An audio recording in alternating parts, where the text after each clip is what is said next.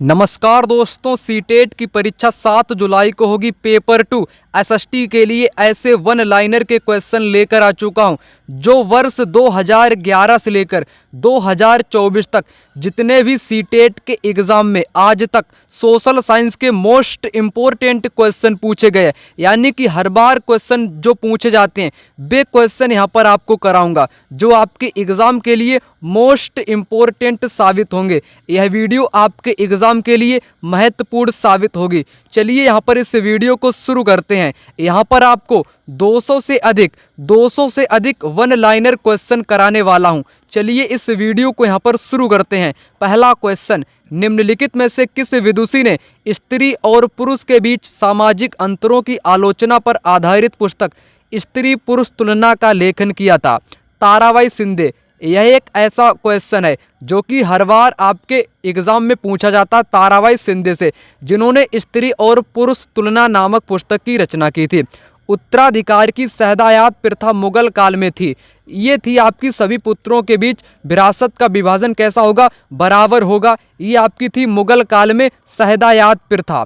चलिए यहाँ पर क्वेश्चन नंबर 3 कहता है, निम्नलिखित में से कौन सा सनराइज उद्योग का उदाहरण है? सनराइज उद्योग का मतलब होता है उभरते हुए उद्योग। उभरते हुए उद्योग यानी कि तेजी से विकसित हुए उद्योग को बोलते हैं सनराइज उद्योग। सूचना प्रौद्योगिकी उद्योग सनराइज उद्योग का एक उदाहरण है। अगला प्रश्न, निम्नलिखित में से किस क्षेत्र को विश्व का फलोद्यान कहा जाता है? फलोद्यान का मतलब होता है विश्व में जहाँ पर सर्वाधिक आपकी फल उगाए जाते हैं उस क्षेत्र को बोलते हैं भूमध्य सागरीय क्षेत्र। यहाँ पर क्या लिखा है? भूमध्य सागरीय क्षेत्र यहाँ पर लिखा हुआ है।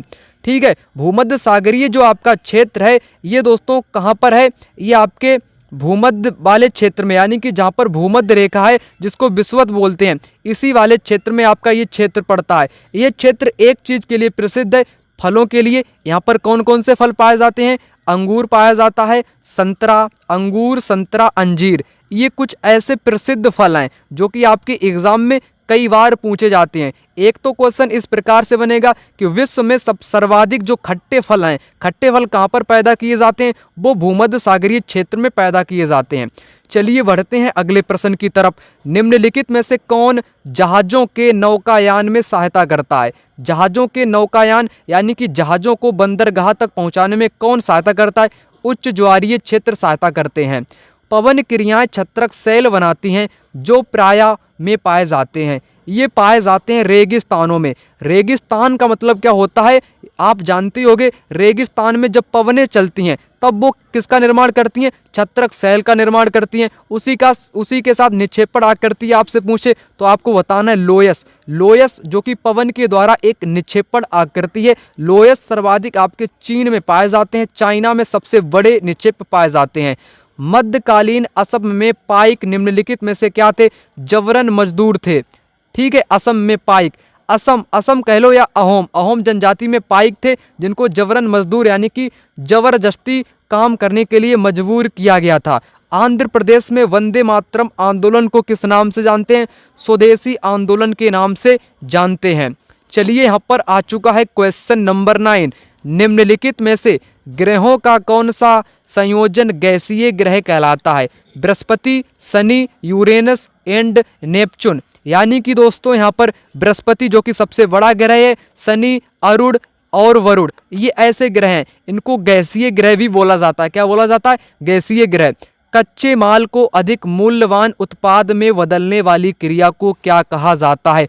द्वितीयक क्रिया कहते हैं। इसको उदाहरण के तौर पर यहाँ पर समझो, क्योंकि परीक्षा में क्वेश्चन उदाहरण देकर भी पूछा जाता है। जैसे मैंने आपको कई बार बताया है, कपास, जो आपकी कपास होती है प्राकृतिक क्रिया है यानी कि प्राथमिक क्रिया है। इससे सूती वस्त्र बनेगा, यानी कि वस्त्र बनेगा, तब ये आपकी द्वितीयक हो जाएगी। यानी कि किसी भी प्राकृतिक चीज का जब क्या करते हो? रूप बदलते हो, यानी कि अधिक मूल्यवान में उसको बदल देते हो। जैसे कपास से वस्त्र बनाओगे तो ये द्वितीयक क्रिया हो जाएगी। उसी प्रकार मैंने गन्ने का उदाहरण देकर आपको बताया था, गन्ने से अगर आप चीनी बनाओगे ये भी आपका द्वितीयक क्रिया में आ जाएगा।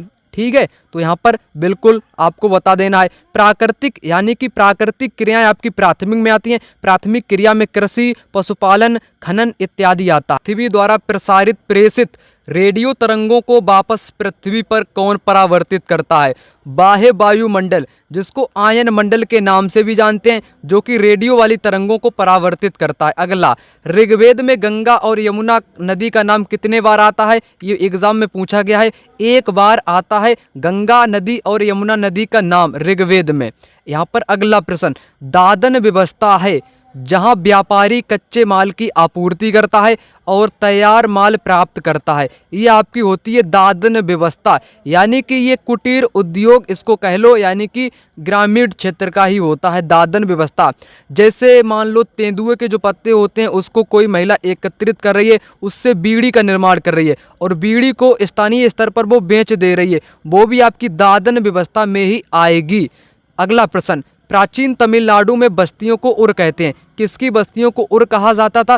किसानों और यानी कि जो खेतीहर होते हैं, खेती करने वाले, उनकी बस्तियों को बोलते थे उर। कहाँ पर बोलते थे? तमिलनाडु में।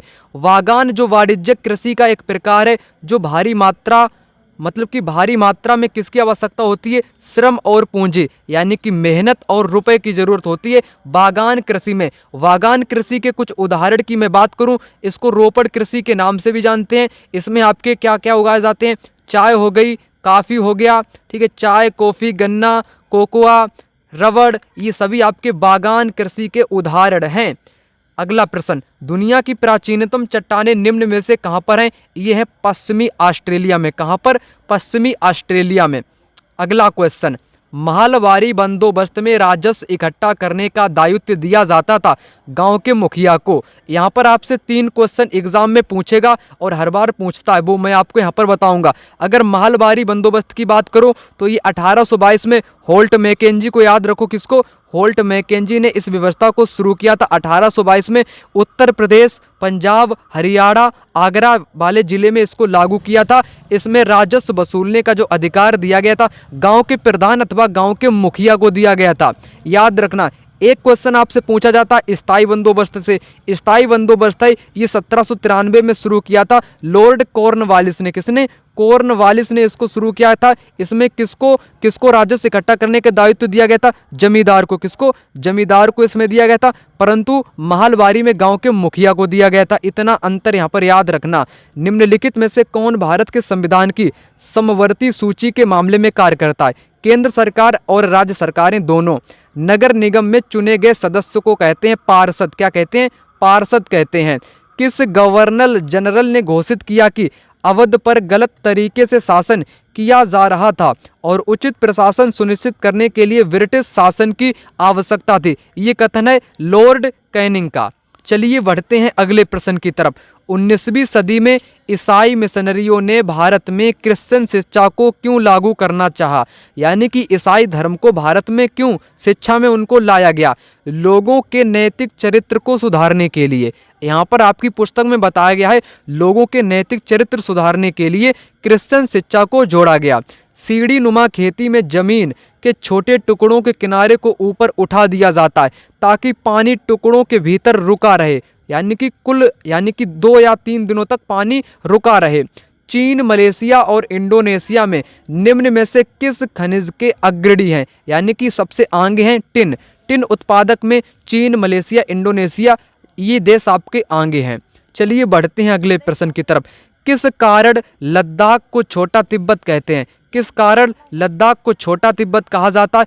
3 कारण याद रखना, यहाँ पर ये बहुत महत्वपूर्ण है। धार्मिक समानता के कारण, यानी कि लद्दाख और तिब्बत में धार्मिक समानता पाई जाती है। समान भोजन दोनों जगहों पर चलता है, उसी के साथ समान भाषा भी आपकी मिलती जुलती है। यानी कि 3 कारणों के आधार पर लद्दाख को छोटा तिब्बत बोलते हैं। याद रखना, लद्दाख का एक ग्रंथ, तिब्बत का एक ग्रंथ है केसर सागा, जो कि लद्दाख में प्रचलित है। केसर सागा ये ग्रंथ भी आपके एग्जाम में पूछा जाता है। अगला प्रश्न है, क्या चीज किसी वस्तु अथवा पदार्थ को संसाधन बनाती है? उसकी उपयोगिता अथवा प्रयोज्यता, यहाँ पर ये करेक्ट होगा। अगला प्रश्न यहाँ पर है जो कि स्टेटमेंट के रूप में है। 1770 में बंगाल में एक भयानक अकाल ने लगभग 1 करोड़ लोगों को मारा। इस अकाल में बंगाल की 1/3 आबादी समाप्त हो गई। चलिए यहाँ पर अगला प्रश्न, पृथ्वी पर उष्णकटिबंधीय क्षेत्र सबसे अधिक ऊष्मा प्राप्त करते हैं? क्योंकि दोपहर का सूर्य ठीक सिर के ऊपर होता है। हमारी पृथ्वी का वास्तविक निरूपक प्रतिरूप है ग्लोब। ग्लोब हमारी पृथ्वी का वास्तविक निरूपक प्रतिरूप है। गेहूं एवं जौ जैसी फसल उगाने के सर्वप्रथम साक्ष्य निम्नलिखित में से किस स्थान से प्राप्त हुए हैं? ये सुलेमान और किरथर की पहाड़ियों से प्राप्त हुए हैं। चलिए बढ़ते हैं अगले प्रश्न की तरफ। स्त्री पुरुष तुलना नामक पुस्तक मैंने आपको बताया था ताराबाई शिंदे के द्वारा। पेरिया पूर्णम एक तमिल कृति है, हमें किसके बारे में जानकारी देती है? ये साधारण पुरुषों और महिलाओं के बारे में जानकारी देती है। हमारा सौर परिवार निम्नलिखित खगोलीय पिंडों से बना है। सूर्य ग्रह, उपग्रह, क्षुद्र ग्रह और उल्का पिंड, इन सभी से मिलकर बना है। एडुसेड से क्या अभिप्राय है? ये एक मानव निर्मित भारतीय उपग्रह है। चलिए आगे वाले क्वेश्चन यहाँ पर देखते हैं। Question number 34। वे बीमारियां जो एक व्यक्ति से दूसरे व्यक्ति को जल, भोजन, वायु इत्यादि से फैलती हैं उसे कहते हैं संचारणीय बीमारियां। अगला क्वेश्चन नंबर 35। 1929 में बाल विवाह निषेध अधिनियम पारित किया गया। इस अधिनियम के अनुसार पुरुष तथा महिला के लिए यहाँ पर न्यूनतम आयु क्रमशः कितनी रखी गई? उनके लिए आयु पुरुष के लिए 18 वर्ष विवाह करने के लिए और महिलाओं के लिए 16 वर्ष उम्र रखी गई, जब 1929 में बाल विवाह निषेध कानून पारित कर दिया गया था तब। अगला प्रश्न। 18वीं सदी में किसके नेतृत्व में बंगाल धीरे धीरे मुगल नियंत्रण से अलग हो गया था? मुर्शिद कुली खान से। यहाँ पर बात करेंगे क्वेश्चन नंबर 37 की। 7वीं शताब्दी के प्रारंभ में निम्नलिखित में से किस विचार पर लोगों ने सवाल उठाना शुरू कर दिया था? सामाजिक विशेषाधिकार किसी का जन्म का परिणाम है, इस पर। अगला क्वेश्चन 28 नंबर का। अहमदाबाद सूती वस्त्र उद्योग का गढ़ यानी कि केंद्र है। किस लिए केंद्र है दोस्तों? ये दोस्तों किस लिए है? अहमदाबाद में वस्त्र उद्योगों को फलने फूलने के लिए उत्तरदायी कौन सा कारण है?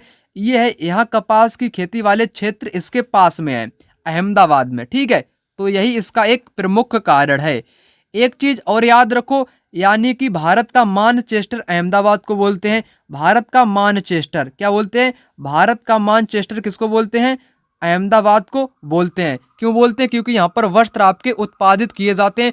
वस्त्र उद्योग का एक क्या है? सूती वस्त्र उद्योग का एक केंद्र है, ठीक है, भारत का एक केंद्र है, इसलिए भारत का मानचेस्टर अहमदाबाद को कहा जाता है। यहाँ पर दोस्तों अगला प्रश्न है। ईसा मसीह के 12 धर्म प्रचारक शिष्यों में से किस संत को भारत में ईसाई धर्म लाने का श्रेय दिया जाता है? सेंट थॉमस को। किसको? सेंट थॉमस को। अगला प्रश्न। मुख्यमंत्री और अन्य मंत्रियों को कौन नियुक्त करता है? राज्यपाल नियुक्त करता है। निम्नलिखित में से कौन भारत की संविधान सभा में मसौदा समिति के अध्यक्ष थे? Doctor B.R. अम्बेडकर। मेहरगढ़ पाकिस्तान बोलन दर्रे के पास एक उपजाऊ मैदान में स्थित है। यहाँ खेती और पशुपालन के साक्ष्य मिले हैं। कहाँ पर? मेहरगढ़ में। Question number 43। एलोरा की गुफा का भित्ति चित्र जिसमें विष्णु को नरसिंह अर्थात पुरुष सिंह के रूप में दिखाया गया है, किस काल की कृति है? यह दोस्तों राष्ट्रकूट काल की कृति है। राष्ट्रकूट वंश का संस्थापक कौन था? दंती दुर्ग था, जिसने हिरण्यगर्भ नामक अनुष्ठान भी कराया था। निम्नलिखित में से कौन भारत का एकमात्र भारतीय गवर्नर जनरल था? सी राजगोपालाचारी था। अगला 45 नंबर का क्वेश्चन। भारत के निम्नलिखित राज्यों में से किस एक राज्य में हड़प्पा के नगर सबसे बड़ी संख्या में मिले हैं? गुजरात से मिले हैं। कहां से? गुजरात से मिले हैं। मैंने आपको कितनी जल्दी यहाँ पर 45 क्वेश्चन करा दिए। अगला प्रश्न 46 नंबर का। मराठी में लिखे भक्ति गीतों को किस नाम से जाना जाता है? अभंग के नाम से। किस नाम से? अभंग के नाम से। भारत में अस्पृश्यता प्रथा के कारण निम्नलिखित में से किस मौलिक अधिकार का उल्लंघन किया जाता है? समानता के अधिकार का, ठीक है ना, समानता के अधिकार का। सबसे पुरानी पांडुलिपियां किस पर लिखी जाती थी? ये ताड़ पत्रों पर लिखी जाती थी, जो कि भुर्ज नामक एक पेड़ होता था। क्या होता था? भुर्ज नामक पेड़ की जो छाल हुआ करती थी उस पर। ये भुर्ज नामक पेड़ आपका पाया कहाँ जाता है? ये दोस्तों हिमालय क्षेत्र में पाया जाता है। कहाँ पर? हिमालय क्षेत्र का पौधा है भुर्ज नामक पेड़, जिस पर प्राचीन काल में पांडुलिपियां यानी कि हस्तलिपियां लिखी जाती थी। ताड़पत्रों पर। उच्च प्राथमिक स्तर पर सामाजिक विज्ञान में शामिल है इतिहास, हिस्ट्री यानी कि भूगोल, ज्योग्राफी, राजनीतिक विज्ञान, सिविक्स एंड यानी कि पॉलिटी, अर्थशास्त्र, इकोनॉमिक्स। ये आपका एग्जाम में 2 से 3 बार पूछा गया क्वेश्चन है एग्जाम में। अगला प्रश्न यहाँ पर आ चुका है, क्वेश्चन नंबर 50 कहता है कि जातीय समानता को प्रचारित करने के लिए निम्नलिखित में से किसने सत्यशोधक समाज की स्थापना की? ज्योतिबा फूले ने सत्यशोधक समाज की स्थापना की थी। कब की थी? 1873 में की थी। इनके द्वारा लिखी गई पुस्तक बहुत फेमस है जो कि एग्जाम में पूछी जाती है, गुलामगिरी। गुलामगिरी इनके द्वारा लिखी गई पुस्तक है। कब लिखी? 1873 में लिखी। सत्यशोधक समाज की स्थापना कब हुई? 1873 में हुई। किसने? ज्योतिबा फूले ने। 51 नंबर का क्वेश्चन, कौन सा तिब्बत का राष्ट्रीय ग्रंथ है? केसर सागा तिब्बत का राष्ट्रीय ग्रंथ है, परंतु लद्दाख में प्रचलित है। वहाँ के लोग लद्दाख में क्या करते हैं? इस पर नाटक खेलते हैं और इस पर गीत गाते हैं। क्वेश्चन नंबर 1, यूराल पर्वत अलग करते हैं। एशिया और यूरोप को कौन अलग करता है? यूराल पर्वत अलग करता है। चलिए बात करते हैं यहाँ पर 53 नंबर के क्वेश्चन की। स्थलाकृतियों में से किसमें छत्रक शैल पाए जाते हैं? रेगिस्तान में छत्रक शैल पाए जाते हैं जो कि पवन के द्वारा बनाई गई एक स्थलाकृति है। किसके द्वारा? पवन के द्वारा बनाई गई स्थलाकृति है। क्वेश्चन नंबर 54, किस एक को जीवाश्मी ईंधन माना जाता है? पेट्रोलियम या कोयला को क्या बोलते हैं? जीवाश्मी ईंधन बोलते हैं, क्योंकि इनमें जीवन जो जीव होते हैं, जीव जंतुओं के क्या होते हैं? अवशेष होते हैं। क्वेश्चन नंबर 55, पृथ्वी की सबसे आंतरिक परत मुक्तावनी होती है। आंतरिक परत को क्या बोलते हैं? आंतरिक परत को बोलते हैं क्रोड। किस नाम से जानते हैं? क्रोड के नाम से जानते हैं, जो कि निफे से बनी होती है। किससे? निफे से मिलकर बनी होती है। Ni का मतलब क्या होगा? निकिल होगा। Fe का मतलब होगा फेरस। फेरस का मतलब लोहा, यानी कि निकिल और लोहा से बनी होती है आंतरिक परत, जिसको क्या बोलते हैं? निफे बोलते हैं, निकिल एवं लोहे से। पृथ्वी की सबसे ऊपरी परत परपटी मुक्ता बनी होती है।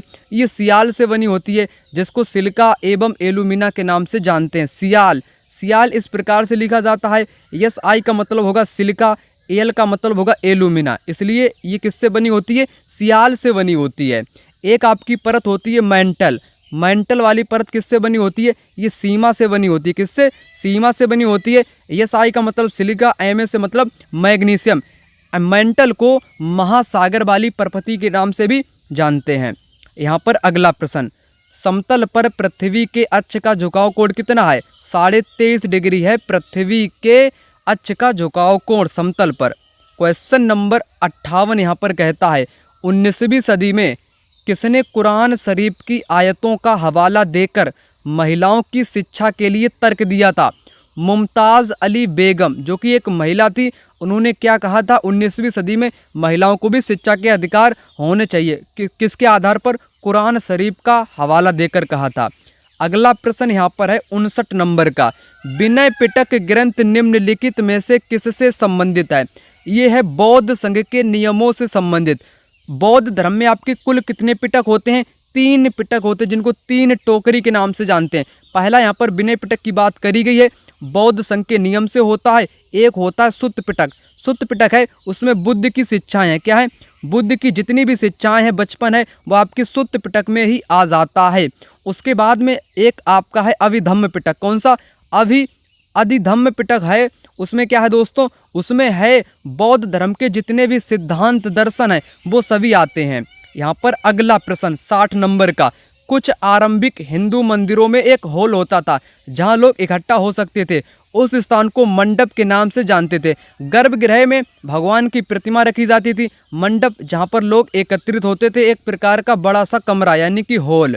यहाँ पर 61 नंबर का प्रश्न, उत्तराधिकार संशोधन अधिनियम 2005 मृतक पिता की संपत्ति में समान अधिकार प्रदान करता है। ये क्वेश्चन आपके एग्जाम में रिकॉर्ड तोड़ने वाला है, यानी कि 10 से 12 बार एग्जाम में पूछा गया प्रश्न है। कौन सा? ये आपका 2005 का एक कानून है, जिसमें कहा गया है अगर किसी पत्नी के पति की मृत्यु होती है तब उसकी जो हिस्सा है, ठीक है, संपत्ति पर उसकी पत्नी का, उसके पुत्र का, उसकी पुत्रियों का, इनका सभी का वहाँ पर हिस्सा होगा। ये वाला कथन यहाँ पर कहा था। एक है 2006 का घरेलू हिंसा कानून, ठीक है, वो है घरेलू हिंसा कानून, परंतु ये है संपत्ति वाला कानून 2005 का। यहाँ पर 62 नंबर का प्रश्न कहता है सुनहरी जरी निम्नलिखित में से किसकी एक किस्म है। यह है जूट की किस्म। एक आपसे पूछा जाता है सुनहरा रेशा किसे कहा जाता है। सुनहरा रेशा किसे कहा जाता है। पटसन को बोलते हैं सुनहरा रेशा। पटसन को क्या बोलते हैं। पटसन को बोलते हैं सुनहरा रेशा। चलिए यहाँ पर अगला प्रश्न, अशोक के अधिकतर अभिलेख निम्नलिखित में से किस लिपि में लिखे गए हैं। ब्राह्मी लिपि में लिखे गए हैं। ग्रहों के निम्नलिखित समूह में से किस समूह के चारों ओर छल्ले हैं। शनि बृहस्पति यूरेनस के चारों ओर छल्ले पाए जाते हैं। प्रश्न नंबर 64 यहाँ पर कहता है सूफी संत के अनुसार खानकाहों से क्या अभिप्राय है। खानकाह वह स्थान था जहाँ पर सूफी संत बैठकों का आयोजन करते थे। यहाँ से 2 से 3 बार क्वेश्चन पूछे गए हैं, वो सभी मैं आपको यहाँ पर बताना चाहूँगा। एक तो खानकाह आपसे पूछा जाता है जहाँ पर सूफी संत का निवास स्थल कह लो या जहाँ पर वो बैठकों का आयोजन करते थे। एक आपसे पूछा जाता है दरगाह। दरगाह क्या है। ये एक मकबरा होता है। क्या होता है। दरगाह एक प्रकार का मकबरा होता है। जब किसी सूफी संत की मृत्यु हो जाती है उस स्थान पर दफनाया जाता है, वो मकबरा कहलाता है अथवा उसी को दरगाह बोलते हैं। क्या बोलते हैं। दरगाह बोलते हैं। एक पूछा जाता है ईदगाह। मिलान वाले में पूछा गया है ईदगाह। ईदगाह क्या है। ये दोस्तों प्रार्थना स्थल होता है जहाँ पर सूफी लोग क्या करते हैं अपने इष्ट के लिए प्रार्थनाएं करते हैं, वो स्थान कहलाता है ईदगाह। ये कुछ ऐसे शब्द हैं जो आपके एग्जाम में पूछे जाते हैं। यहाँ पर 65 नंबर का क्वेश्चन, देशों में से किसमें स्थानांतरित कृषि को पुकारा जाता है। यानी कि स्थानांतरित कृषि को अलग अलग जगहों पर पुकारा जाता है। यहाँ से आपके एग्जाम में 3 से 4 बार पूछा गया है। उत्तर भारत में इसको कहते हैं झूम खेती, मलेशिया में लादांग कहते हैं, मैक्सिको में मिल्पा कहते हैं, ब्राज़ील में रोका कहते हैं। ये बहुत महत्वपूर्ण है आपके एग्जाम के लिए। चलिए यहाँ पर आपका 66 नंबर का प्रश्न, सूर्य एवं चंद्रमा की पृथ्वी की सतह पर शक्तिशाली गुरुत्वाकर्षण बल के कारण निम्नलिखित में से किस महासागरीय परिसंचरण की उत्पत्ति हुई है। ज्वार भाटे के कारण। चलिए अगले प्रश्न की तरफ यहाँ पर बढ़ते हैं। यहाँ पर है हैसियोग्राफी संबंधित है संत के जीवनी लेखन से। संत के जीवनी लेखन से राजा हर्षवर्धन के दरबारी कवि बाणभट्ट ने उनकी जीवनी हर्षचरित निम्नलिखित में से किस भाषा में लिखी थी। संस्कृत भाषा में लिखी थी। बहुत महत्वपूर्ण है। हर्षवर्धन का दरबारी कवि कौन था। बाणभट्ट था, जिसने हर्षचरित की रचना संस्कृत में की थी। यहाँ पर अगला प्रश्न, भारत के लगभग मध्य भाग से होकर गुजरने वाला प्रमुख अक्षांश कौन सा है। कर्क रेखा है, जो कि 8 राज्यों से होकर गुजरती है। चलिए यहाँ पर अगला प्रश्न 70 नंबर का, भारतीय राष्ट्र का राज्य का वर्णन करने के लिए विविधता में एकता मुहावरा इन राष्ट्रीय नेताओं में से किसने दिया था। यहाँ पर दोस्तों करेक्ट उत्तर होगा पंडित जवाहरलाल नेहरू ने नारा दिया था। चलिए बढ़ते हैं अगले प्रश्न की तरफ। 71 नंबर का क्वेश्चन, कन्नौज पर लंबे समय तक त्रिपक्षीय संघर्ष किन 3 राजवंशों के बीच में चला था। पाल, राष्ट्रकूट और गुर्जर प्रतिहार। ये क्या करना चाहते थे। कन्नौज पर कब्जा करना चाहते थे। कन्नौज गंगा घाटी में बसा हुआ एक नगर है, ठीक है ना, जो कि उत्तर प्रदेश का जिला भी है। अगला प्रश्न 72 नंबर का, पृथ्वी को भू आब के रूप में क्यों वर्णित किया जाता है।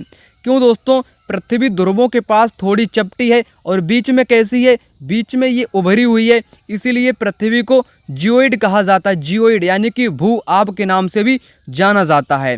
क्वेश्चन नंबर 73, निम्नलिखित में से मानचित्रों का कौन सा घटक नहीं है। नहीं, यहाँ पर ये आप यहाँ से काट दो इसको। नहीं यानी कि घटक कौन कौन से होते हैं।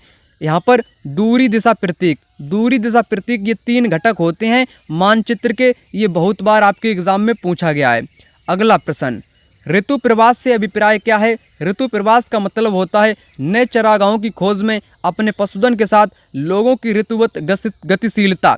यानी कि जानवरों के लिए जहाँ पर घास उपलब्ध होगी, पीने के लिए पानी उपलब्ध होगा, वैसी ही जगहों पर ये अपने जानवरों के साथ में जाते हैं, वही ऋतु प्रवास कहलाता है, जो कि मौसम के अनुसार होता है। कैसे। मौसम के अनुसार होने वाला प्रवास ही आपका ऋतु प्रवास कहलाता है।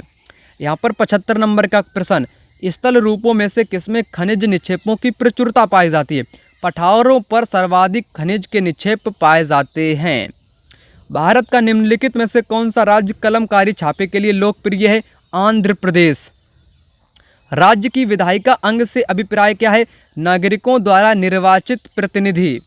चलिए यहाँ पर 78 नंबर का प्रश्न, जैसा कि चोल अभिलेख में उल्लेखित है कि ब्रह्मदेह जो भूमि है वो ब्राह्मणों को दी जाती थी। ब्रह्मदेह किसको दी जाती थी? ब्राह्मणों को दी जाती थी। एक भूमि है आपकी सालाभोग। सालाभोग जो है ये दोस्तों विद्यालयों के रख रखाव के लिए थी, स्कूल के लिए, ठीक है। विद्यालय के रख रखाव के लिए कौन सी भूमि थी? सालाभोग भूमि थी, याद रखना। चलिए यहाँ पर 79 नंबर का प्रश्न, निम्नलिखित राजवंशियों ने किसके समय बेटी कर नगद के बजाय जबरन रूप में लिया जाता था? चोल राजवंश के समय बेटी कर जो था वो नगद के बजाय जबरन यानी कि जबरदस्ती उनसे लिया जाने लगा। 80 नंबर का क्वेश्चन, निम्नलिखित महासागरों में से किसमें पृथ्वी का सबसे गहरा भाग है? प्रशांत महासागर में। उस गहरे भाग का नाम क्या है? मेरियाना गर्त। मेरियाना गर्त उस मतलब कि गर्त का नाम है जो कि सबसे गहरा है दुनिया में, जो कि प्रशांत महासागर में स्थित है। यहाँ पर 81 नंबर का प्रश्न, ग्राम पंचायत के सचिव की नियुक्ति कौन करता है? सरकार करता है, गवर्नमेंट करता है, याद रखना। ये एग्जाम में बार बार पूछा जाता है। यहाँ पर है 82 नंबर का प्रश्न, भारत के संविधान की अंतिम व्याख्या करने वाला या बाली कौन है? न्यायपालिका, ठीक है, न्यायपालिका अंतिम व्याख्या करने वाली होती है। निम्नलिखित मदों में से कौन सी मद कैलिको के नाम से जानी गई जिसे पुर्तगाली भारत से यूरोप ले गए थे? सूती कपड़ा। सुनहरा रेशा से अभिप्राय क्या है? पटसन को सुनहरा रेशा बोलते हैं। किस गवर्नर जनरल ने रेलवे और टेलीग्राफ सिस्टम की शुरुआत की थी? लॉर्ड डलहौजी ने। किसने? लॉर्ड डलहौजी ने। राख के अवशेष कहाँ से मिले हैं? ये मिले हैं कुरनुल गुफा से। कहाँ से? कुरनुल गुफा से प्राप्त हुए हैं राख के अवशेष। ये महत्वपूर्ण है। चलिए यहाँ पर अगला प्रश्न, कौन सी नदियाँ सुंदरवन डेल्टा का निर्माण करती हैं? गंगा और ब्रह्मपुत्र ये सुंदरवन डेल्टा का निर्माण करती हैं। 88 नंबर का प्रश्न, आतपन का संबंध किसके साथ है? सूर्य ऊर्जा के साथ आतपन का संबंध होता है।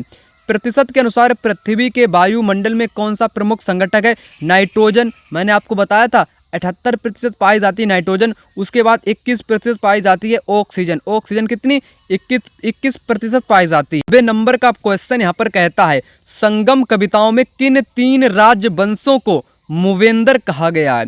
चोल, चेर, पांड। ये 3 आपके जो सरदार थे, यानी कि ये सरदारियाँ थीं, कहाँ पर थीं? ये दक्षिण भारत में तमिलनाडु वाले इलाकों में, ठीक है ना। चोल, चेर, पांड, इनको संयुक्त रूप से संगम कविताओं में मूवेंदार कहा गया है। मोस्ट इम्पोर्टेंट है। चलिए यहाँ पर 91 नंबर का प्रश्न, वंदगा शब्द को मध्ययुगीन काल में किसके लिए प्रयोग में लाया गया था? ये गुलामों अथवा दासों के लिए प्रयोग किया जाता था, जो कि वंदगा एक फारसी शब्द है। कैसा शब्द है? फारसी शब्द है। यहाँ पर 92 नंबर का प्रश्न, निम्नलिखित में से किसने स्वाभिमान आंदोलन की स्थापना की थी? ईवी रामास्वामी पेरियार ने किसकी स्थापना की थी? किसकी स्थापना की थी? स्वाभिमान आंदोलन यानी कि आत्मसम्मान आंदोलन की स्थापना की थी, जो कि तमिलनाडु से बिलोंग करते थे। अगला प्रश्न, तटीय क्षेत्रों में समुद्री गुफाएं बनती हैं। समुद्री गुफाओं के निर्माण के लिए उपयुक्त कारण कौन सा है? वो होता तरंगों द्वारा अपरदन एवं निक्षेपण, ठीक है। जैसे एक स्टेक आकृति होती है, ठीक है, स्टेक भी समुद्र के द्वारा बनाई गई इस्तला करती है। 94 नंबर का प्रश्न, निम्नलिखित में से कौन से पुरापाषाण स्थल में चूना पत्थर से मिले औजार मिले थे? हुंसगीपुरा स्थल है ये आपके, ये कहाँ पर है? कर्नाटक में है, जहाँ पर क्या प्राप्त हुए थे? चूना पत्थर से निर्मित औजार प्राप्त हुए थे। यहाँ पर समय रेखा इतिहास के शिक्षण में क्यों इस्तेमाल की जाती है? 2 कालखंडों के मध्य संबंध पता करने के लिए इतिहास में समय रेखा इस्तेमाल की जाती है। यहाँ पर 96 नंबर का प्रश्न, महाजनपदों के राजाओं या शासकों ने नियमित रूप से कर वसूले थे।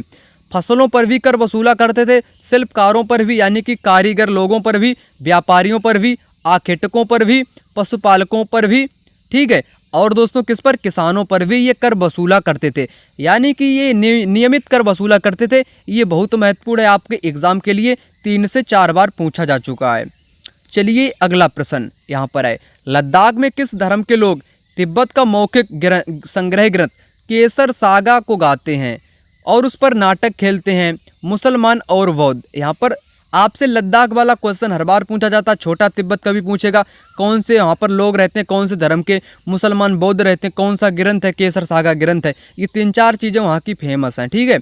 तो यहाँ पर 98 नंबर का प्रश्न, ग्लोब को 2 बराबर भागों में बांटने के लिए खींची गई काल्पनिक रेखा को कहा जाता है? विषुवत रेखा कहा जाता है। इसको भूमध्य रेखा के नाम से भी जानते हैं। किस नाम से? भूमध्य रेखा के नाम से भी इसी को जानते हैं। 99 नंबर का प्रश्न, निम्नलिखित में से कौन सा ऋतुओं में परिवर्तन का कारण है? सूर्य के चारों ओर पृथ्वी की स्थिति में परिवर्तन के कारण ऋतुओं में भी परिवर्तन होता है। एक आपकी गति पूछी जाती है परिक्रमण। परिक्रमण जो गति है, ठीक है, परिक्रमण गति के कारण ऋतुओं में परिवर्तन होता है। ठीक है ना। चलिए 100 नंबर का क्वेश्चन, वात दिग्दर्शी का प्रयोग क्या मापने के लिए किया जाता है? वायु दिशा मापने के लिए किया जाता है।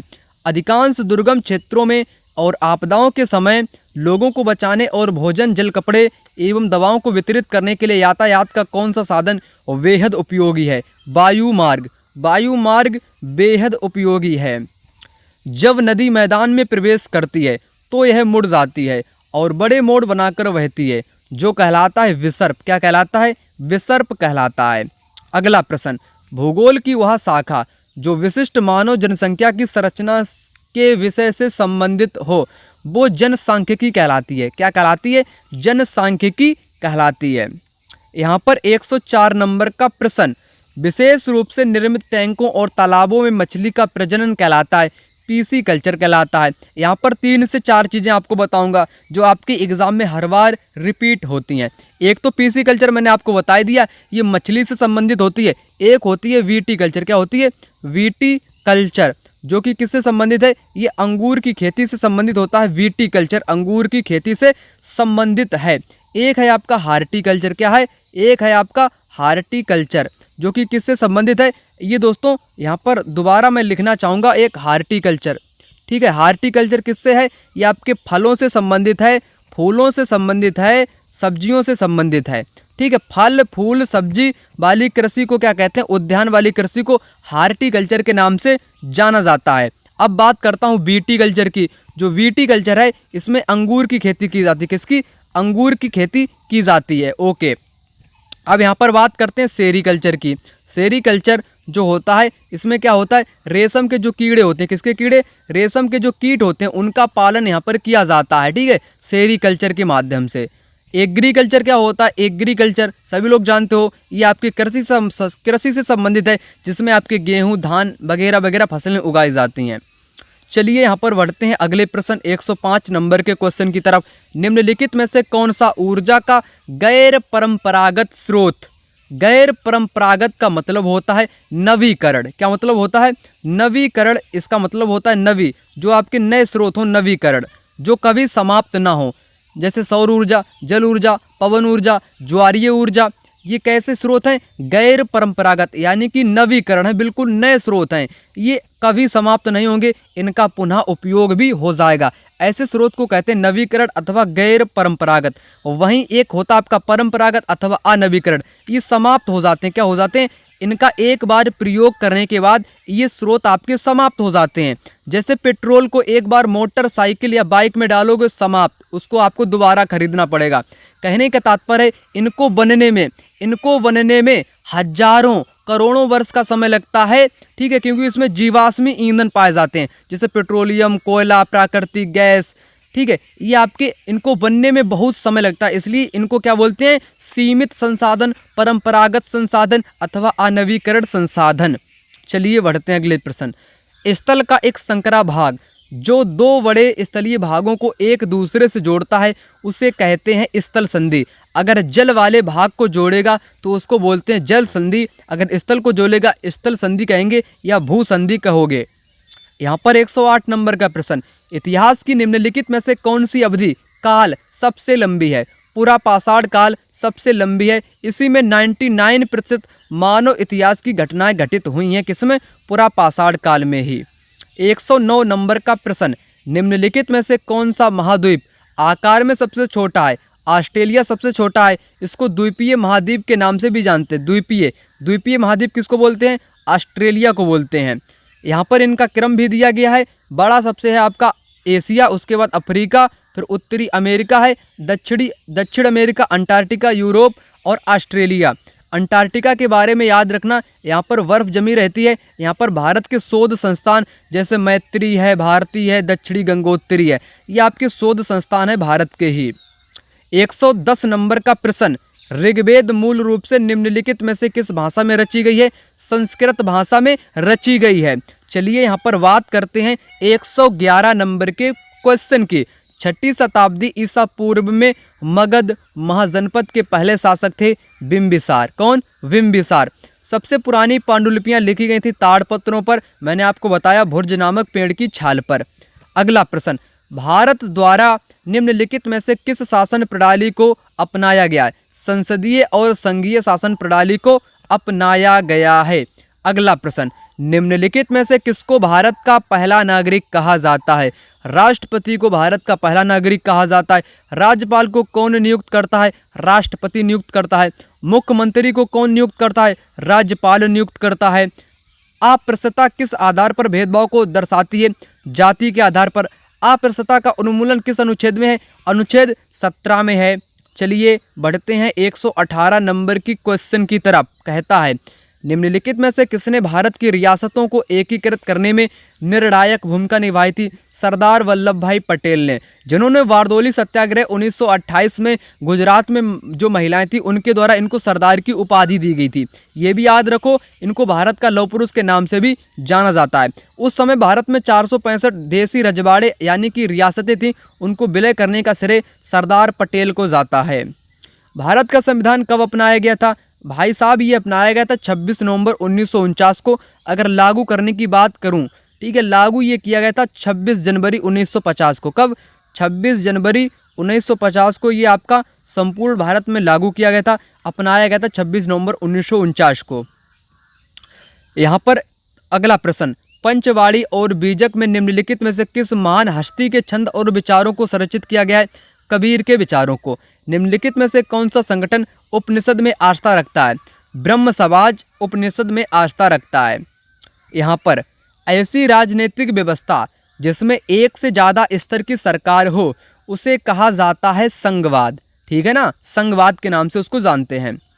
हिंदू उत्तराधिकार अधिनियम मैंने आपको बताया 2005 में क्या है दोस्तों, इसमें है महिलाओं का भी पारिवारिक संपत्ति में बराबर हिस्सेदारी का अधिकार दिया गया है। ठीक है, पुत्र का भी, पत्नी का भी और उनकी पुत्रियों का भी, सभी का। अगर किसी के पिता की मृत्यु होती है तब। पुलिस थाने के प्रभारी का पदनाम क्या है? Station house officer. Station house officer पदनाम होता है थाने के प्रभारी का। यहाँ पर अगला प्रश्न, भारत में ग्राम पंचायत कितने वर्षों के कार्यकाल के लिए चुना जाता है? 5 ईयर्स, 5 वर्षों के लिए चुना जाता है। अगला प्रश्न, सौर मंडल में हम जैसे जैसे सूर्य से दूर जाते हैं तो ग्रहों का आकार क्रमशः घटता जाता है, यानी कि हमको दिखाई पड़ता है कि ग्रह आपके छोटे दिखाई पड़ रहे हैं। यहाँ पर 127 नंबर का प्रश्न, पुरास्थलों के संदर्भ में कौन सा कथन सही है? वह स्थान जहाँ वस्तुओं के अवशेष मिलते हैं उसको क्या बोलते हैं? उसको बोलते हैं पुरास्थल। क्या दोस्तों बोलते हैं? पुरास्थल बोलते हैं। अगला प्रश्न, निम्नलिखित में से किसने अपनी कृतियों को भी शामिल करते हुए बाबा गुरु नानक की रचनाओं को गुरुमुखी में संकलित किया? गुरु अंगद ने। किसने दोस्तों? गुरु अंगद। 129 नंबर का क्वेश्चन यहाँ पर आ चुका है। कहता है कि आईने अकबरी के विषय में कौन सा कथन यहाँ पर सही है? ये एग्जाम में रिकॉर्ड तोड़ने वाला प्रश्न है, इसलिए मैंने यहाँ पर उससे संबंधित जितनी भी महत्वपूर्ण चीज़ें हैं उन सभी को यहाँ पर मतलब कि टाइप कर दिया है। आपको बताऊंगा आईने अकबरी में क्या है। यह अकबर के प्रशासन के विविध पहलुओं के विषय में संपन्न सांख्यिकी विवरण प्रस्तुत करता है, जैसे सैनिकों का रख रखाव कैसे होगा, पद वेतन के तौर तरीके क्या होंगे, त्योहार, रीति रिवाज। ठीक है, ये सभी आपके किस में आता है? आईने अकबरी में आता है। यहाँ पर इन चीज़ को आप समझ लो। एक ग्रंथ है आपका अकबरनामा, जिसको अबुल फजल ने लिखा है। अकबरनामा की रचना अबुल फजल ने की थी, जो कि अकबर का दरबारी कवि था। पहली बात। दूसरी बात है, इसने किसकी रचना करी? अकबरनामा। अकबरनामा के भी 3 भाग हैं, यानी कि 3 जिल्द कह लो या 3 भाग कह लो या 3 पार्ट कह लो। तो 3 पार्ट कौन कौन से हैं? जो पहला भाग है, पहले भाग में अकबर के पूर्वजों का वर्णन है। ये बहुत इंपॉर्टेंट चीज़ है जो मैं आपको यहाँ पर बता रहा हूँ। पहले भाग में अकबर के पूर्वजों का वर्णन है। दूसरे में अकबर के शासनकाल का जो घटनाक्रम है, घटना चक्र है, उसका वर्णन है। तृतीय भाग को क्या बोलते हैं? आईने अकबरी के नाम से जानते हैं। इसमें अकबर के शासन, रीति रिवाज, सांख्यिकी, पद वेतन, सैनिक, ये सब कुछ आता है आईने अकबरी में। इसलिए आईने अकबरी वाला क्वेश्चन आपके एग्जाम में हर बार पूछा जाता है। मैंने आपको यहाँ पर तीनों चीज़ें बता दी जो इम्पोर्टेंट है आपके एग्जाम के लिए। यहाँ पर बात करते हैं 130 नंबर के प्रश्न की। नारी मताधिकारी आंदोलनकारियों निम्नलिखित में से कौन सी मुख्य मांग थी? इनकी थी महिलाओं के लिए भी मताधिकार। मृदा परिच्छेदिका की मोटाई समय निर्धारित करता है। अगला प्रश्न, रक्षक मेखलाएं मदद करती हैं अवनालिकाओं को बनने और रोकने।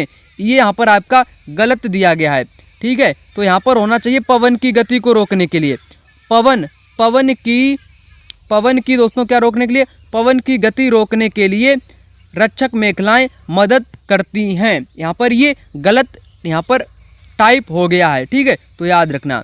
चलिए यहाँ पर 133 नंबर का प्रश्न, निम्नलिखित में से कौन सी गंगा ब्रह्मपुत्र बेसिन की विशेषता है? गंगा ब्रह्मपुत्र मैदान की ये आपकी विशेषताएं दी गई हैं जो कि इम्पोर्टेंट है। डेल्टा क्षेत्र मैंग्रोव वनों से आच्छादित है। इस क्षेत्र में जनसंख्या घनत्व अधिक पाया जाता है। चाप झीलें भी इस मैदान में, ओक्सबो लेक भी बहुत सारी पाई जाती हैं गंगा ब्रह्मपुत्र बेसिन में।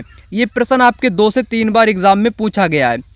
अगला प्रश्न, ये तो प्रश्न आपके एग्जाम में आना ही आना है। शंकुधारी वन, वनों से संबंधित आते ही हैं प्रश्न आपकी परीक्षा में। यह वनस्पति उत्तरी गोलार्ध के उच्च अक्षांशों 50 से 70 यानी कि यहाँ पर 50 से 70 में है आपकी क्या है, यहाँ पर वनस्पति कौन सी पाई जाती है जिसको टैगा के नाम से भी जानते हैं? शंकुधारी वन पाए जाते हैं। हिमनद के निक्षेपण को हिमोड़ बोलते हैं। क्या बोलते हैं? हिमोड़ बोलते हैं। यहाँ पर ऋतुएं निम्नलिखित कारणों में से किससे होती हैं? पृथ्वी का परिक्रमण और एक ही दिशा में उसका अक्ष का झुका होना, जो कि ऋतुओं में परिवर्तन का कारण होता है। यानी कि यही आपका कारण होता है यहाँ पर। अगला प्रश्न यहाँ पर है, पृथ्वी की सतह से शुरू कर वायुमंडल की परतों को सही क्रम में चयन कीजिए। सबसे पहली परत होती है क्षोभ मंडल, उसके बाद समताप मंडल, मध्य मंडल, बाह्य वायुमंडल और बहिर्मंडल। यहाँ पर एक बार और समझ लीजिएगा आप, क्षोभ मंडल में मौसम वाली सभी प्रकार की घटनाएं किसमें होती हैं? मौसम वाली घटनाएं होती हैं क्षोभ मंडल में। समताप मंडल में मौसम वाली घटनाएं नहीं होती हैं, इसमें ओजोन परत पाई जाती है। मध्य मंडल में उल्कापिंड आने पर जल जाता है। बाह्य वायुमंडल में रेडियो तरंगें होती हैं। बहिर्मंडल में आपकी गैसें पाई जाती हैं। बस इतना आपको यहाँ पर समझना था। अगला प्रश्न, गैरिसन नगर से अभिप्राय क्या है? इससे अभिप्राय है किलेबंद बसाव, जहाँ पर सैनिक लोग रहते हैं उसे कहते हैं गैरिसन नगर, या इसी को बोलते हैं छावनी नगर। क्या बोलते हैं? इसी को बोलते हैं छावनी नगर अथवा गैरिसन नगर, जहाँ पर किलेबंद बसाव होते हैं, जहाँ पर सैनिक रहते हैं। विशिष्ट द्वैत का सिद्धांत 11वीं शताब्दी में रामानुज ने दिया था। किसने? रामानुज ने दिया था। गल्फ स्ट्रीम गर्म महासागरीय धारा है क्योंकि भूमध्य रेखा के निकट उत्पन्न होती है। एक चीज़ हमेशा ही याद रखो आप लोग, जो भूमध्य रेखा होती है यानी कि विषुवत रेखा, यहाँ पर जो सूर्य होता है, सूर्य जो होता है इसकी किरणें एकदम सीधी पड़ती हैं, इसलिए यहाँ पर सर्वाधिक ऊष्मा होती है। यहाँ पर क्या होती है? गर्मी होती है। इसलिए भूमध्य के निकट आपके जो सागर होते हैं वो हमेशा ही कैसे होते हैं? गर्म होते हैं आसपास वाले, क्योंकि यहाँ पर सूर्य की ऊष्मा सर्वाधिक पड़ती है। और जो आपके उत्तरी ध्रुव पर होते हैं, ठीक है, ध्रुवों पर होते हैं, दक्षिण ध्रुव की बात करूँ या यहाँ पर आपके ठंडे पाए जाते हैं, क्योंकि सूर्य की किरणें यहाँ पर तिरछी पड़ती हैं, यहाँ पर पूरी तरह पहुँच नहीं पाती हैं। 6 महीना रात होता है, 6 महीना दिन होता है, जैसे नॉर्वे की मैं बात कर लूँ, ठीक है। तो ये चीज़ें आप याद रखो, वो भी मैप के माध्यम से, ठीक है ना। तो अगला प्रश्न यहाँ पर है आपका, समताप मंडल की परिस्थितियाँ हवाई जहाज उड़ाने के लिए आदर्श होती हैं। सही कारण है बादलों एवं मौसम संबंधित घटनाओं से मुक्त होना। अगला प्रश्न यहाँ पर है 142 नंबर का, ग्लोब के बारे में सही कथन आपको यहाँ पर बताना है। ये सभी ग्लोब के बारे में सही कथन दिए गए हैं, इनको अच्छे ढंग से क्लियर करो। ग्लोब पर अक्षांश और देशांतर खींचे गए हैं। यह अपने अक्ष पर झुकी हुई अवस्था में है। यह पृथ्वी का वास्तविक प्रतिरूप है ग्लोब। अगला प्रश्न, किसी के प्रति पूर्वाग्रही होने का अर्थ क्या होता है? उन्हें नकारात्मक रूप से देखना, जो लोग भिन्न हैं उनका अनादर करना, समूह के सदस्यों के विरुद्ध भेदभाव करना। यानी कि पूर्वाग्रह एक नकारात्मक रूप है, किसी का अनादर करना, बेइज्जती करना, भेदभाव करना, यही आपका क्या होता है? पूर्वाग्रही होता है। चलिए अगला प्रश्न, कौन सी सेवाएं सार्वजनिक सेवाओं के अंतर्गत आती हैं? पुलिस सेवाएं, न्यायिक सेवाएं, शैक्षिक सेवाएं, ये सभी सार्वजनिक सेवाओं के अंतर्गत आती हैं। चलिए अगला प्रश्न यहाँ पर है आपका, भारतीय नागरिकों को अनुदत्त किस मौलिक अधिकार की परिधि के अंतर्गत सर्वोच्च न्यायालय ने भोजन के अधिकार, निजता के अधिकार, प्रदूषण मुक्त जल एवं वायु के अधिकार की व्याख्या की है? अनुच्छेद 21 में। यानी कि सभी को जल का भी अधिकार है, स्वच्छ जल का, स्वच्छ हवा लेने का अधिकार, वायु का अधिकार, निजता का अधिकार, भोजन का अधिकार। वो किस अनुच्छेद में है? अनुच्छेद 21 में है। यहाँ पर अगला प्रश्न, खुदा की रचना के खाते में उसका ब्यौरा चूँकि मर्दों की सूची में नहीं आता है, इसलिए इतनी शानदार खूबियों से उसे आखिर हासिल क्या हुआ? यह लेखांश 13वीं शताब्दी में किसके लिए लिखा गया था? रजिया के लिए लिखा गया था, जो कि 1236 से लेकर 1240 तक उसका शासन काल था रजिया का। चलिए अगला प्रश्न, यहाँ पर ये है आपका मिलान वाला प्रश्न। यहाँ पर इस चीज़ को रट लो, क्या यानी कि महत्वपूर्ण है। बख्शी क्या था? सैनिक वेतनाधिकारी आपका था बख्शी। सद्र क्या था? धार्मिक व धर्मार्थ किए जाना वाला मंत्री था। इक्तादार थे सैन्य कमांडर। कोतवाल था नगर का पुलिस अधिकारी। महत्वपूर्ण है आपके एग्जाम के लिए। अगला प्रश्न यहाँ पर है, कौन सा शब्द मध्य प्रदेश में घुमत्तू खेती के लिए इस्तेमाल होता है? बेवड़, बेवड़ या बेवर कहते हो इसको, ठीक है। ये घुमत्तू खेती के लिए मध्य प्रदेश में इस्तेमाल किया जाता है। अगला, किसने जिन्ना के 2 राष्ट्र सिद्धांत का विरोध किया था? मौलाना आज़ाद ने किया था। अगला प्रश्न यहाँ पर है, अंतर्राष्ट्रीय तिथि रेखा के बारे में कौन सा कथन सही है? यहाँ पर होगा अंतर्राष्ट्रीय तिथि रेखा केवल जलीय भाग से होकर गुजरती है। ओके, चलिए बढ़ते हैं अगले प्रश्न की तरफ। यहाँ पर एग्जाम में पूछा गया प्रश्न, महासागरीय पर्पटी के मुख्य खनिज क्या हैं? Magnesium, silica. एक चीज़ हमेशा याद रखो, पृथ्वी की परतें कितनी होती हैं? मैंने आपको कई बार बताया, 3 होती हैं। पहली होती है पर्पटी, दूसरी होती है मेंटल, दूसरी मेंटल होती है, तीसरी होती है क्रोड, ठीक है ना। पर्पटी, पर्पटी को बोलते हैं महाद्वीप वाली पर्पटी। क्या बोलते हैं? महाद्वीप की पर्पटी बोलते हैं। मेंटल को बोलते हैं महासागर वाली। क्या बोलते हैं? महासागर वाली परत के नाम से भी इसको जानते हैं। क्रोड को बोलते हैं आंतरिक परत, जो कि अंदर होती है, अंदर वो वाली परत होती है, ठीक है।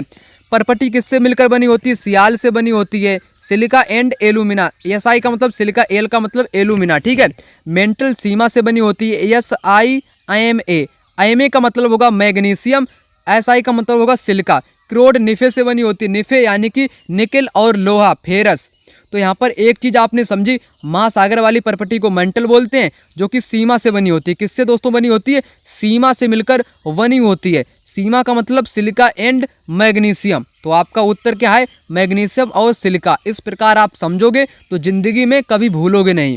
अगला प्रश्न यहाँ पर है, एक व्यक्ति ने किसी क्षेत्र का दौरा किया और उसे बांच, ऐस, बीज के पेड़, फिजेड, मोनाल पक्षी मिले, तो वो आपके शीतोष्ण पर्णपाती वन की बात कर रहा है। यानी कि शीतोष्ण पर्णपाती जो वन है, वहाँ पर मोनाल पक्षी है, फिजेड, ऐस, बीज के पेड़, बांच, ये सभी आपके वृक्ष पाए जाते हैं। कहाँ पर? शीतोष्ण पर्णपाती वनों में। चलिए अगला प्रश्न यहाँ पर है आपका, वनों के प्रकार पहचानिए। यहाँ पर ठीक है, वन के प्रकार आपको पहचानने हैं। यहाँ पर ये संगन है और साल भर वर्षा भी होती है। रोजवुड, आबनूस, महोगनी इन वन के प्रकार हैं। ये वन भूमध्य रेखा और उष्ण कटिबंध के पास में पाए जाते हैं, इसलिए ये हो गया आपके उष्ण कटिबंधीय सदाबहार, ठीक है। तो यहाँ पर साल भर क्या होती है? वर्षा होती है, इसलिए हरे भरे रहते हैं, इसलिए इनको बोलते हैं उष्ण कटिबंधीय सदाबहार वन के नाम से।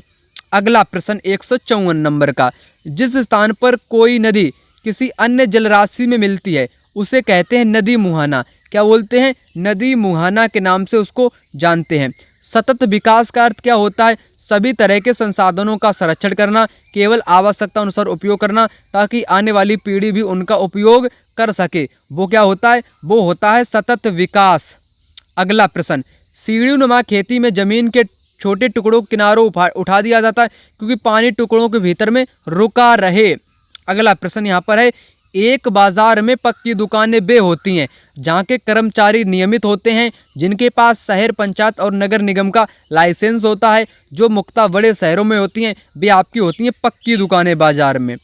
अगला प्रश्न, चीन, मलेशिया, इंडोनेशिया किसके अग्रणी उत्पादक हैं? टिन के। नगर निगम में चुने गए सदस्य को पार्षद कहते हैं। अगला यहाँ पर मुख्यमंत्री अन्य मंत्रियों की नियुक्ति राज्यपाल करता है। भारत में किस तरह के श्रम को कानून द्वारा प्रतिबंधित किया गया है? बेगार। बेगार का मतलब होता है किसी व्यक्ति से काम करवा लेना और उसको रुपए यानी कि कुछ भी धन ना देना, वही कहलाता बेगार, जिसको सरकार के द्वारा बंद कर दिया गया, प्रतिबंधित कर दिया गया है। अगला प्रश्न, भारत में सरकार के एक से अधिक स्तर होने की मुख्य वजह है समुदायों की बड़ी संख्या। किसकी? समुदायों की बड़ी संख्या। अगला प्रश्न, निम्नलिखित में से कौन भारत की संसद बनाते हैं? राज्यसभा, लोकसभा, राष्ट्रपति। ये तीनों मिलकर क्या बनाते हैं? भारत की संसद का निर्माण करते हैं। अगला प्रश्न यहाँ पर है, भारतीय संविधान के अनुसार एक धर्मनिरपेक्ष राज्य को होना चाहिए, किसी एक धर्म को समर्थन नहीं देना, यही होना चाहिए। किसी समुदाय के घेटुआइजेशन की प्रक्रिया का नतीजा होता है उसका बाकी समाज से अलगाव, यानी कि पृथक होना, अलग होना।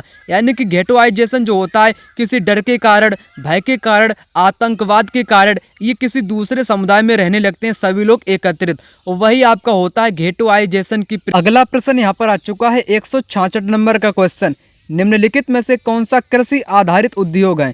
ये सभी यहाँ पर कृषि आधारित उद्योग हैं जो कि इम्पोर्टेंट हैं। वनस्पति तेल उद्योग, सूती वस्त्र उद्योग, चर्म उद्योग। चर्म उद्योग भी कृषि उद्योग के अंतर्गत आता है, कृषि आधारित उद्योग के अंतर्गत। चलिए यहाँ पर बात करते हैं अगले प्रश्न की। कोयला एक उदाहरण है, अवसादी सेल का उदाहरण है। अवसादी सेल में जीवाश्म पाए जाते हैं। क्या पाए जाते हैं? जीवाश्मी पाए जाते हैं, इसलिए इनको अवसादी सेल बोलते हैं अथवा परतदार सेल के नाम से भी जानते हैं।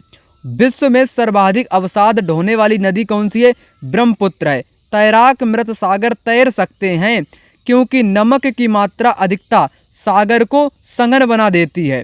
अगला प्रश्न यहाँ पर है, स्थायी पवनों के संबंध में कथन ए बी पर विचार करो। ये पवनें वर्ष भर लगातार निश्चित दिशा में चलती, कौन सी? स्थायी पवनें, करेक्ट। पश्चिमी एवं पूर्वी पवनें इनके उदाहरण हैं, करेक्ट।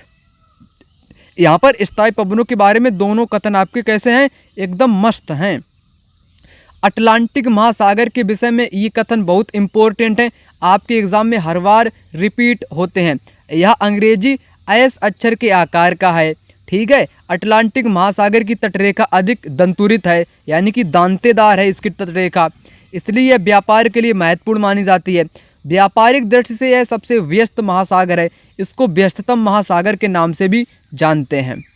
अगला प्रश्न यहाँ पर है, उत्तरी अमेरिका का पूर्वी तट व जापान के आसपास समुद्र मत्स्य प्रचुर हैं क्योंकि यहाँ दोस्तों यहाँ पर गर्म व ठंडी धाराओं का मिलन होता है। कहाँ पर? जापान के आसपास और अमेरिका के पूर्वी तट पर। यहाँ पर मछली आपकी प्रचुर मात्रा में पाई जाती है, यानी कि अधिक पाई जाती है। मछलियाँ अधिक वहीं पर पाई जाती हैं जहाँ पर गर्म व ठंडी धाराओं का मिलन होता है। अगला प्रश्न, निम्नलिखित में से किस महासागर में लवणता सबसे ज़्यादा है? लवणता सबसे ज़्यादा है मृत सागर में, इसलिए मृत सागर में तैराक तैर सकते हैं क्योंकि लवणता यहाँ में बहुत अधिक है। अगला प्रश्न यहाँ पर है आपका, कहता है संयुक्त राज्य अमेरिका के बृहद मैदान में प्रभावित होने वाली गर्म, शुष्क व धूल भरी पवन को कहते हैं, क्या कहते हैं? इसको बोलते हैं ब्लैक रोलर। इसको चिनूक के नाम से भी जानते हैं, चिनूक, ठीक है। चिनूक भी एक आपकी बहती है पवन, मतलब कि संयुक्त राज्य अमेरिका में। यहाँ पर धूल भरी पवन, ठीक है, शुष्क पवन, उसको बोलते हैं ब्लैक रोलर। अगला प्रश्न यहाँ पर है, अटलांटिक महासागर में अनेक पोताश्रय एवं पतन है क्योंकि अटलांटिक महासागर की तटरेखा अधिक दंतुरित है, मैंने आपको बताया।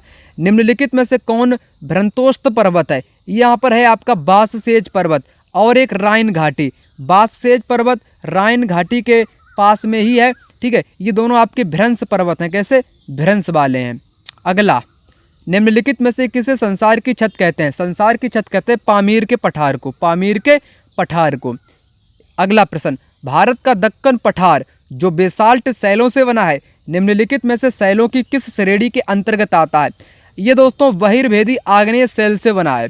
एक अंतर्भेदी होता है, एक बहिर्भेदी होता है। बहिर्भेदी का मतलब होता है आग्नेय शैल में जब लावा निकलता है वो मैग्मा या अथवा लावा जो जमीन के ऊपर यानी कि परतों पर ऊपर की ओर जम जाए उसको बोलते हैं बहिर्भेदी। जो अंदर ही जम जाए उसको बोलते हैं अंतर्भेदी। इतना अंतर होता है, इसलिए जो आपका बेसाल्ट जो बना है कौन सा पठार? दक्कन का पठार, वो बहिर्भेदी चट्टानों से बना हुआ है।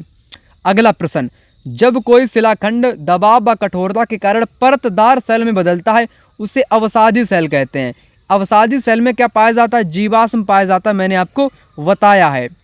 अगला प्रश्न यहाँ पर है, प्लेट विवर्तनिकी सिद्धांत के अनुसार हिमालय पर्वत का निर्माण किस सागर के मलबे संकुचन से हुआ था? टेथित सागर, टेथित सागर के मलबे संकुचन से हुआ था। वर्षा और कुहरा जैसी घटनाएं वायुमंडल की किस परत के अंदर होती हैं? ये होती हैं क्षोभ मंडल के अंतर। अगला प्रश्न, नए चरागाहों की खोज में लोगों के मौसमी आवागमन को कहा जाता है ऋतु प्रवास। अगला प्रश्न यहाँ पर देखो आप लोग, कथन ए, कृषि एक प्राथमिक क्रिया है। दूसरा है फसलों, फलों, सब्जियों, फूलों को उगाने, पशुधन पालन, ये सभी आपके किस में सम्मिलित है? ये आपके सभी चीज़ें कृषि में ही सम्मिलित हैं। अगला प्रश्न यहाँ पर है, दुनिया की सबसे लंबी पर्वत श्रृंखला है एंडीज। अजंता गुफा चित्रों में इस्तेमाल किए गए रंग किस सामग्री से बनाए गए थे? ये पौधों और खनिज से बनाए गए थे। अगला प्रश्न, पर्पटी में वह स्थान जहाँ से भूकंपीय तरंगें आरंभ होती हैं उसको उद्गम केंद्र बोलते हैं। विश्व का सबसे बड़ा नदी बेसिन कौन सा है? अमेजन नदी बेसिन है। दोस्तों वीडियो आप लोगों के लिए यहीं तक थी। इस वीडियो को ज़्यादा से ज़्यादा शेयर करिएगा, लाइक कमेंट शेयर करना मत भूलिएगा। मिलते हैं दूसरी वीडियो में, तब तक के लिए धन्यवाद।